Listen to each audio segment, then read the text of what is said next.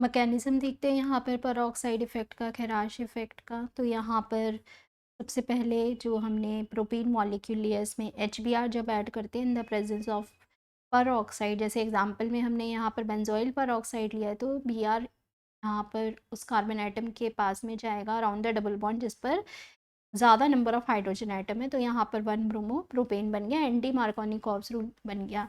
अभी यहाँ पर स्टेप 1 मैकेनिज्म के अंदर इनिशिएशन स्टेप में सबसे पहले यहाँ पर फ्री रेडिकल जनरेट होगा।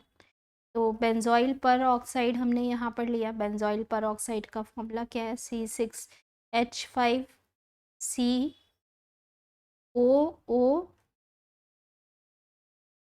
COC6H5, ठीक है। ये हमने यहाँ पर बेंजोइल पर ऑक्साइड लिया है। बेंजोइल पर ऑक्साइड को जब हम हीट करेंगे यहाँ पर, तो होमोलिटिक क्लीवेज से, क्योंकि यहाँ पर हमारे पास में फ्री रेडिकल मैकेनिज्म से रिएक्शन हो रही है, इसके अंदर होमोलिटिक क्लीवेज होगी और ये हमारे पास में पर ऑक्साइड का बॉन्डिंग प्रेजेंट है। ये यहाँ पर होमोलिटिकली क्लीव करेगा और दो यहाँ पर जो कोवलेंट बॉन्ड के इलेक्ट्रॉन्स है, एक एक इलेक्ट्रॉन दोनों ऑक्सीजन पर जाके यहाँ पर 2 फ्री रेडिकल्स हमें मिल जाएंगे C6H5CO के। तो ये जो यहाँ पर फ्री रेडिकल हमें बने फर्स्ट स्टेप के अंदर, किससे बने? बेंजोइल पर ऑक्साइड से। बेंजोइल पर ऑक्साइड से हमने यहाँ पर 2 फ्री रेडिकल जनरेट करे हैं C6H5CO के। यही इनमें से एक फ्री रेडिकल को हम लेके जाएंगे और हीट करेंगे सेकेंड स्टेप के अंदर। तो हमने यहाँ पर C6H5CO का एक रेडिकल लिया। यहाँ किस तरह से होमोलिटिक क्लीवेज करेंगे, इसके अंदर C6H5 कार्बन का जो बॉन्ड है ये C6H5 लेके निकल जाएगा और यहाँ का एक बॉन्ड जो है वो एक इलेक्ट्रॉन वो कार्बन और ऑक्सीजन के बीच में आके यहाँ पर डबल बॉन्ड बना देगा। कार्बन डाइऑक्साइड में 2 हमारे पास में यहाँ पर पाई बॉन्ड प्रेजेंट होते हैं। तो ये रिएक्शन हमारे पास में यहाँ पर हीट करने पर जो फ्री रेडिकल है वो किस में कन्वर्ट हो रहा है? C6H5 रेडिकल के अंदर कार्बन डाइऑक्साइड बन गया हमारे पास में यहाँ पर। थर्ड स्टेप के अंदर जो हमारे पास में ये C6H5 का रेडिकल है, ये HBr के साथ में जाके यहाँ से भी होमोलिटिकली क्लीव करेगा बॉन्ड को और H रेडिकल को यहाँ से बाहर निकालेगा। Br रेडिकल जो हमारे पास में प्रेजेंट है वो Br रेडिकल यहाँ से बाहर हो जाएगा, ठीक है। तो इसके अंदर क्या प्रोडक्ट बनेंगे हमारे पास में?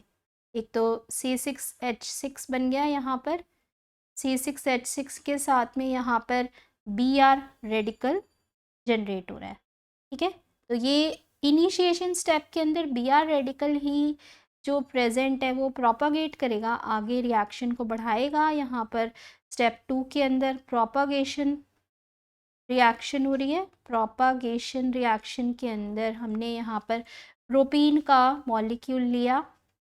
प्रोपीन यानी कि CH3CH डबल बॉन्ड CH2 और इसकी रिएक्शन किसके साथ में की है? Br रेडिकल के साथ में। यहाँ पर जो पाई बॉन्ड प्रेजेंट है ये अगर होमोलिटिकली क्लीव करता है तो यहाँ एक रेडिकल हमारे पास में CH के पास जाएगा, CH2 के पास में जाएगा, लेकिन हमें यहाँ पर कौन सा रेडिकल बनाना है? अगर CH2 के साथ में हम Br को ऐड करते हैं तो CH पर जो रेडिकल आएगा वो यहाँ पर सेकेंडरी फ्री रेडिकल में इसको कन्वर्ट कर देगा, जो कि ज़्यादा स्टेबल यहाँ पर रेडिकल है। तो इसमें हमें प्रोडक्ट क्या बनाना है? CH3CH का रेडिकल यहाँ पर बना और CH2 से जाके यहाँ पर बॉन्ड बन गया Br का, ठीक है। ये यहाँ पर 2 डिग्री का फ्री रेडिकल बन रहा है जो कि ज़्यादा स्टेबल रेडिकल है यहाँ पर। तो secondary free radical primary free radical से ज़्यादा स्टेबल होते हैं हाइपर कंजुगेशन के इफ़ेक्ट की वजह से। तो ये हमने यहाँ पर ये more stable secondary free radical को जनरेट कर लिया, क्योंकि अगर हमने यहाँ पर CH पर Br को ऐड करते तो CH2 पर रेडिकल आ जाता, CH2 का रेडिकल अगर होता तो ये 1 डिग्री का फ्री रेडिकल बनता, जो कि कम स्टेबल होता। हमें यहाँ पर कम स्टेबल को नहीं बनाना था, फ्री रेडिकल, ज़्यादा स्टेबल फ्री रेडिकल से ही हमें यहाँ पर प्रोडक्ट आगे बनानी है। तो इसके अंदर हमने सेकेंडरी फ्री रेडिकल लिया, और सेकेंडरी फ्री रेडिकल लेने के बाद ये CH3 CH का रेडिकल यहाँ पर प्रेजेंट है, CH2Br यहाँ पर है। इसकी रिएक्शन इसके साथ में करेंगे HBr के मॉलिक्यूल के साथ में। यहाँ से जो ये फ्री रेडिकल है वो H को बाहर निकाल के इसके साथ में बॉन्ड बना देगा। तो यहाँ हमारे पास में 1 ब्रोमो प्रोपेन जो एक्सपेक्टेड प्रोडक्ट था रिएक्शन का वो बन गया, CH3 CH2 CH2Br। ठीक है, यही हमें यहाँ पर प्रोडक्ट बनाना था, और Br रेडिकल यहाँ से बाहर निकल जाए। तो एक्सपेक्टेड प्रोडक्ट हमारे पास में यहाँ पर 1 ब्रोमो प्रोपेन वो रिएक्शन के अंदर प्रोपोगेशन स्टेप में बन चुका है। इसके बाद फिर नेक्स्ट स्टेप में यहाँ पर टर्मिनेशन होगा।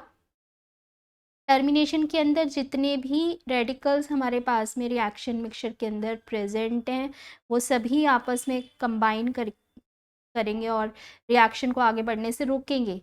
ठीक है, तो स्टेप 3 के यहाँ पर टर्मिनेशन स्टेप के अंदर जो हमारे पास में यहाँ पर टर्मिनेशन स्टेप है, जितने भी रेडिकल्स प्रेजेंट हैं उनको आपस में कंबाइन कर दो। यहाँ पर सबसे पहले हमने टर्मिनेशन स्टेप के अंदर फर्स्ट स्टेप में 2 Br के रेडिकल्स जो है, क्योंकि यहाँ पर कितने भी नंबर हो सकते हैं फ्री रेडिकल्स के, हमने Br के रेडिकल को Br के रेडिकल के साथ में कंबाइन करके यहाँ पर Br2 का मॉलिक्यूल बना लिया एक फर्स्ट स्टेप के अंदर। ठीक है, सेकंड स्टेप के अंदर हमने यहाँ पर ये सेकेंडरी फ्री रेडिकल का कॉम्बिनेशन कर दिया Br रेडिकल के साथ में, तो CH3 CH CH2 Br।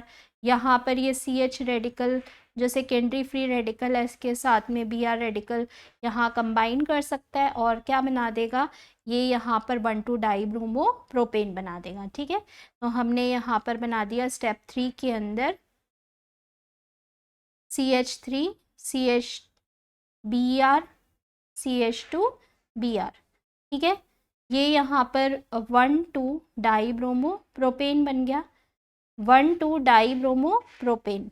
अभी यहाँ पर एक और पॉसिबिलिटी थी कि जो हमारे पास में यहाँ पर सेकेंडरी फ्री रेडिकल अपने ही जैसे एक और सेकेंडरी फ्री रेडिकल से भी कंबाइन कर सकता था, और यहाँ पर क्या प्रोडक्ट बनेगा उसके बाद, CH3 CH रेडिकल इसके साथ में CH2Br प्रेजेंट है। इसी के जैसा एक और यहाँ पर रेडिकल ले लो, CH3 CH रेडिकल CH2Br, इनको आपस में कंबाइन करो तो यहाँ पर CH रेडिकल जो है वो आपस में कंबाइन कर जाएंगे, और यहाँ प्रोडक्ट क्या बनेगा इसके अंदर, CH और CH आपस में कंबाइन कर गए और यहाँ पर हमारे पास में ये जो CH है इसके साथ CH2Br और एक CH3, इसी तरह से यहाँ पर भी CH3 और यहाँ पर CH2Br। ये प्रोडक्ट का नाम यहाँ पर 4 कार्बन एटम की चेन में फर्स्ट और 4 कार्बन एटम पर Br लगा हुआ है, सेकेंड और थर्ड पर मिथाइल ग्रुप लगा हुआ है, तो हम इसको क्या बोलेंगे, यहाँ पर 1,4 डाईब्रोमो